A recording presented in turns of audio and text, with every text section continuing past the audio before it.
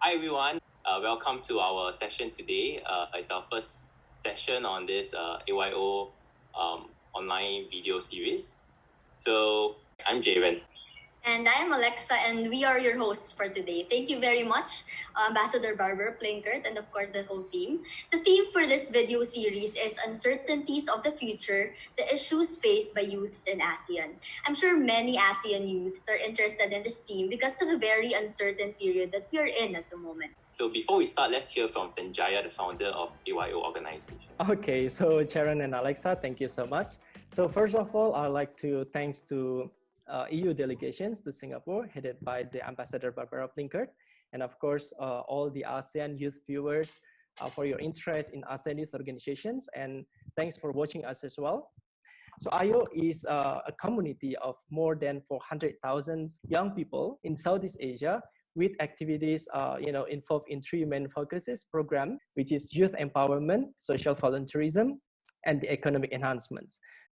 Yeah, so back to Alexa. Thank you, Jay. So I know everyone's excited to get started. Even Jaren and I are very enthusiastic to meet our very special guest for today. Further ado, let me introduce to you our guest. She is currently the European Union Ambassador to Singapore. Everyone, let us warmly welcome Her Excellency Barbara Plinkert. Good afternoon. Good afternoon. We are very honored to have you today, that we have this opportunity to interview you. First, we would like to ask, how are you doing? How has it been in Singapore? How are you adjusting to this new normal situation? I think like everyone else, we are discovering many new things on how life and work can function. And actually it's different, but we are discovering many new opportunities. I think like this platform is a new opportunity for us to get together across countries, whereas we have been focusing mainly on Singapore so far.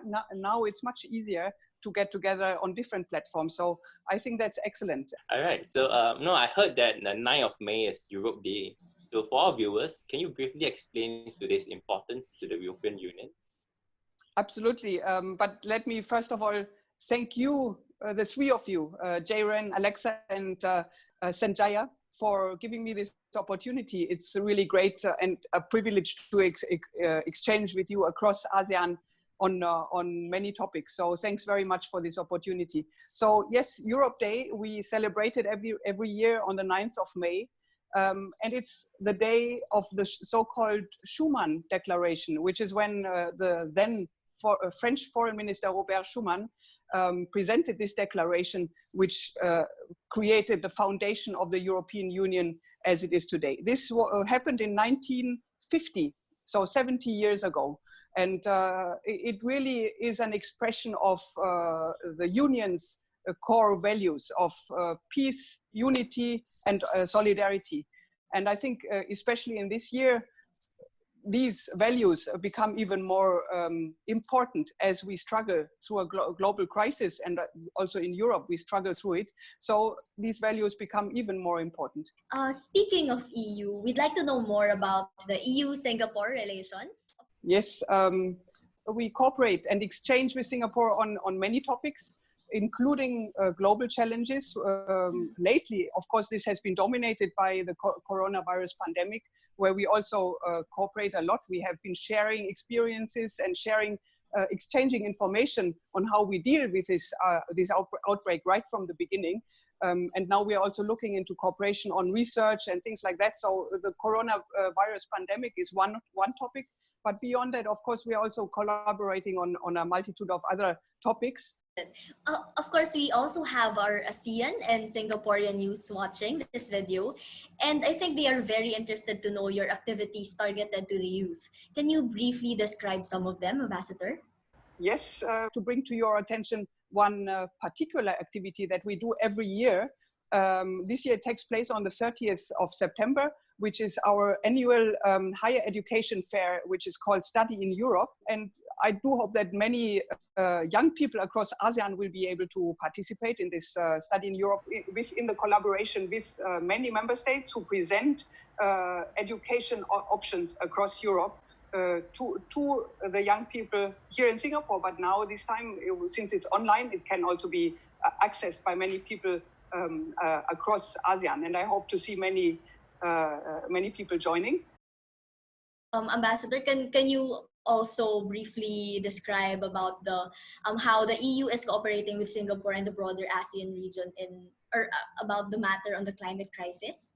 We have developed a strategy and a policy which is called the European Green Deal, whereby we want to make the European Union carbon neutral by 2050. So we have set ourselves a very, very ambitious target, but also Singapore has set itself an ambitious target and is a very natural partner with us to deal with this important topic.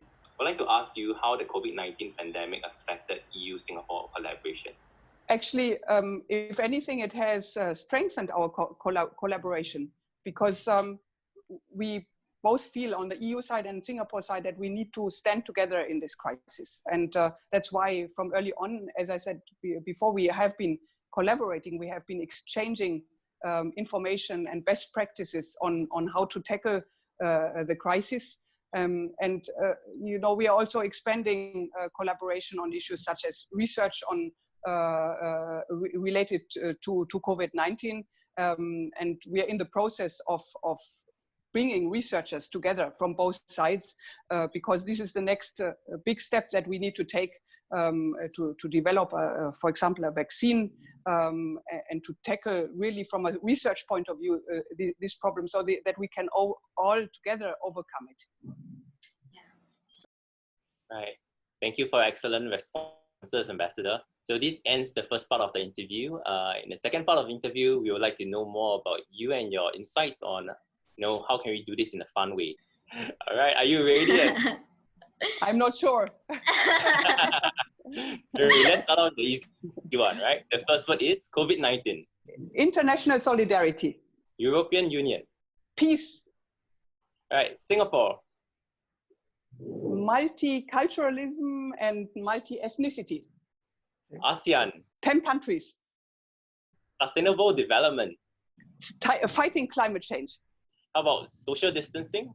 Wearing a mask. Now it's time to know more about Ambassador Barbara Plinkert on a more personal note. So Ambassador, we're very curious about your favorite ASEAN food.